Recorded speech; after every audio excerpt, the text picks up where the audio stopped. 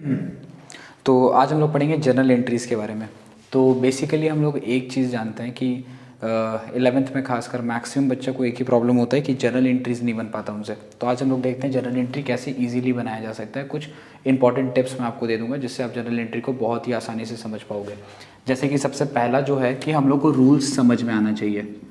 Journal entry का सबसे basic चीज़ होता है कि आपको रूल पता होना चाहिए।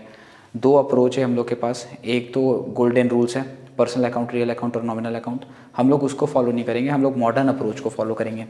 मॉडर्न अप्रोच के लिए हम लोग को समझना पड़ेगा first liability, second capital, third asset, fourth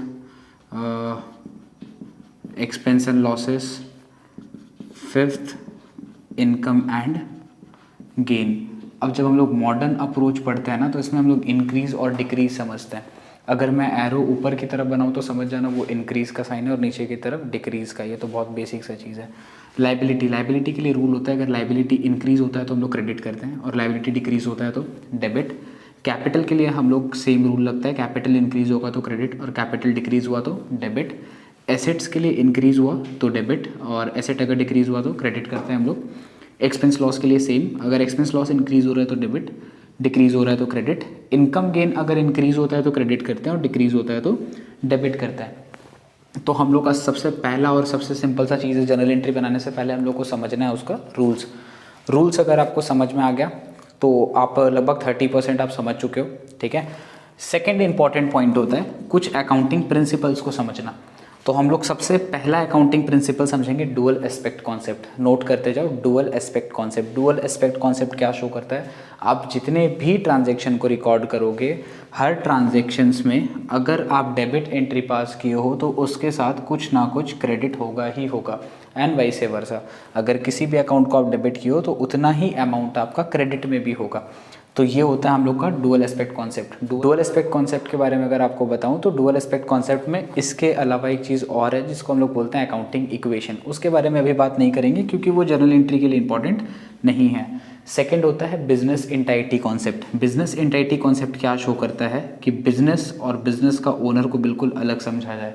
business will be treated as separate entity than its owner. जैसे कि अगर समझ लो ये कोई एक कंपनी है जिस कंपनी का नाम है एक्स लिमिटेड और ये है मिस्टर एक्स, तो भले ही ये कंपनी इस बंदे का हो, हम लोग हमेशा बिजनेस को बिल्कुल अलग समझेंगे और उसके ओनर को बिल्कुल अलग।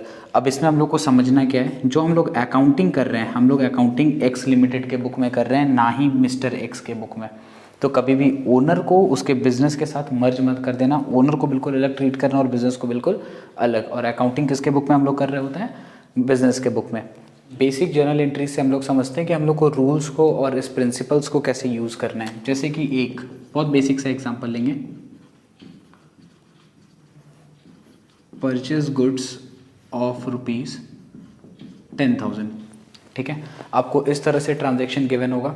ठीक है, अब आपको सबसे पहले क्या समझना है, आप अकाउंटिंग किसके बुक में कर रहे हो, तो आप फर्म के बुक में अकाउंटिंग कर रहे हो। अगर मैं ये झोपड़ी बना दूँ तो समझ जाना ये मैं क्या बना रहा हूँ, ये फर्म है मेरे लिए। ठीक है। नेक्स्ट, अब अगर यहाँ पर लिखा है परचेज गुड्स, यानी कि बिजनेस क्या कर रहा है भाई, बिजनेस गुड्स परचेज कर रहा है। ठीक है, अगर हम लोग गुड्स परचेस करते हैं तो क्या फ्री में कोई हम लोग को गुड्स देने में बैठा है, नहीं भाई, हम लोग को क्या पेमेंट करना पड़ेगा, कैश पेमेंट करना पड़ेगा, या तो आप उधार में खरीदोगे। लेकिन यहाँ कुछ भी मेंशन नहीं, इसका मतलब हम लोग ये समझ कर चलेंगे कि हम लोग कैश पेमेंट कर रहे हैं। अब परचेज है तो सिंपल आपको समझना है कि परचेज को आप किस कैटेगरी में रखोगे। गुड्स परचेस करना आपके लिए खर्च होता है, आप पैसे खर्च कर रहे हो, तो परचेस का क्या हो गया, एक्सपेंस, और एक्सपेंस हम लोग का बढ़ रहा है। सेकंड है कैश, कैश हम लोग पेमेंट कर रहे हैं। कैश इनमें से किस कैटेगरी में आता है, तो कैश हमारे लिए एसेट है, तो कैश अगर हम लोग पे कर रहे हैं तो हम लोग का एसेट डिक्रीज हो रहा है। एक्सपेंस इंक्रीज होता है तो डेबिट करते हैं, एसेट डिक्रीज होता है तो क्रेडिट करते हैं। तो अब इजीली हम लोग इसका जर्नल एंट्री को रिकॉर्ड कर सकते हैं। जैसे कि जर्नल एंट्री क्या हो जाएगा यहाँ पर, परचेज, एक्सपेंस इंक्रीज हो रहा है, डेबिट क्या है, डेबिट हमेशा ऊपर रहता है, तो यहाँ पर हो जाएगा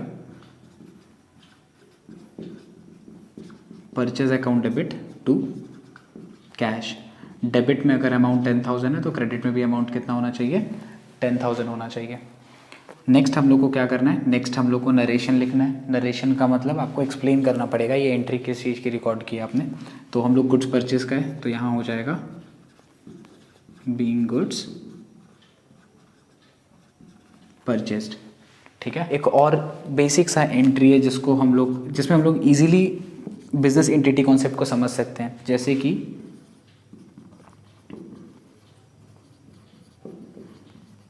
started business with cash rupees कोई भी अमाउंट, जैसे कि 1 लाख।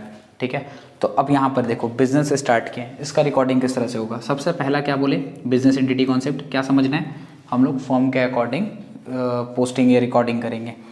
अब फॉर्म स्टार्ट कौन कर रहा है, मान लेते हैं ये कोई भी एक बिजनेस है, एक्स लिमिटेड है। एक्स लिमिटेड कौन स्टार्ट कर रहा है, मिस्टर एक्स। तो mister x started business with ₹1 lakh. तो यहाँ पर मिस्टर एक्स बिजनेस में क्या लगाया भाई, पैसे लगाए हैं, कैश।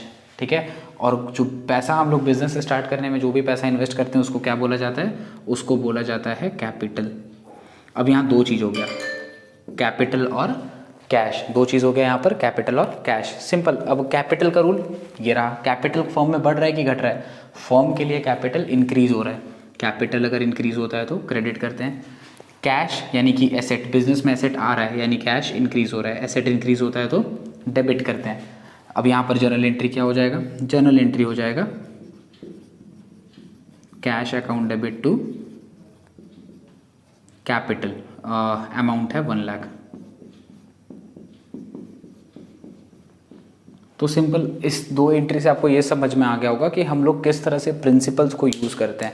जैसे कि यहाँ पर बिजनेस का अपना ही ओनर का बात हो रहा था, लेकिन हम लोग बिजनेस को बिल्कुल अलग ट्रीट किया और ओनर को बिल्कुल अलग। क्यों ऐसा किए, because of business entity concept.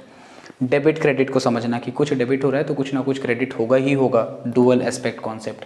फिर आ जाता है रूल्स को यूज़ करना, समझना कि क्या हम लोग के लिए एसेट है, हम लोग के लिए लाइबिलिटी क्या है, कैपिटल क्या है, एक्सपेंस लॉस क्या है और इनकम गेन क्या है।